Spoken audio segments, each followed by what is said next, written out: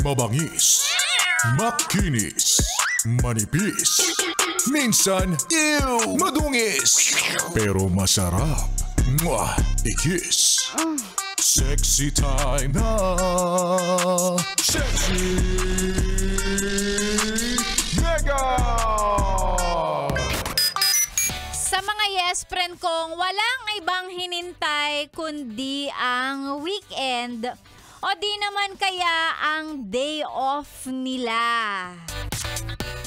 Eto na yun, lalong-lalo na, di ba, kapag alam mong wala kang pasok bukas, alam mo yung feeling na ang dami mong plano, ang dami mong gustong gawin, nakalista pa yan, to-do list. Ayan, yung mga errands, lahat ng kailangan tapusin, mga kung anik-anik na gagawin, ganyan.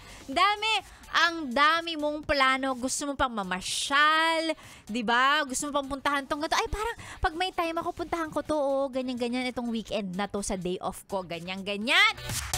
Daming drawing. Hindi naman nakukulayan kasi pag dumarating ang weekend, dumarating ang day off, bilang ikaw ay isang adulting millennial na laging pagod, ano nangyayari?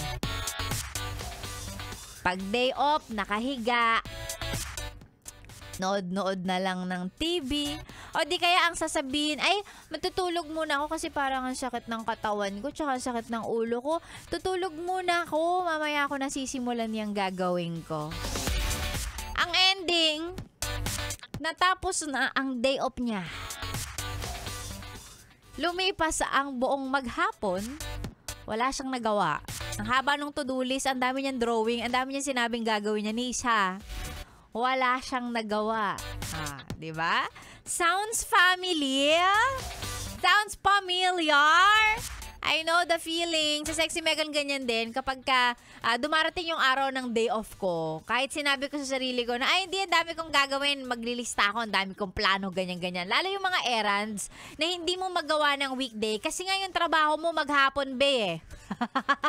Tapos pagdating mo ng bahay, pagod ka na, di ba? So, aasa ka na magagawa mo siya pag day off mo. Wala ka na ang lakas, pagod na pagod ka mula Monday hanggang Saturday. Tapos pagdating ng Sunday, basta pagdating ng day off mo, wala ka ng enerhiya para gawin yon. Ang gusto mo na lang, matulog, magpahinga, humiga, okay lang. No judgment, hindi kita i-judge kasi gaya nga ng sabi ko, ganun din naman ako. Diba? Ewan ko, ganyan yata talaga pag tumatanda. Hindi na, yung gusto ng isipan, pero umaayaw ang katawan. Ayaw na ng katawan. Sabi ng back pain mo, hindi kaya. Hindi natin kaya today. Next day off na lang. Ay, nako. And speaking of weekend, sa mga nagde-day off ng weekend, alam nyo na yan, pag weekend, ang ganda ng tugtugan natin. So, sana hindi po kayo naglilipat kahit naka-weekend, diba? Lalo kung nasa bahay lang kayo nagre-relax. Sana po naka-Yes FM pa rin ang mga radyo ninyo. Si Sexy Megan kasama nyo hanggang mamaya, pang tanghali. Mamaya na ako magbabasa ng mga pa-shoutout, iniipon ko pa. Mamaya ako nabasahin yan. Pero ikaw dyan, lakasan mo radyo mo kasi ikaw ay nakatune in dito pa rin sa 101.1 Yes FM. Solid!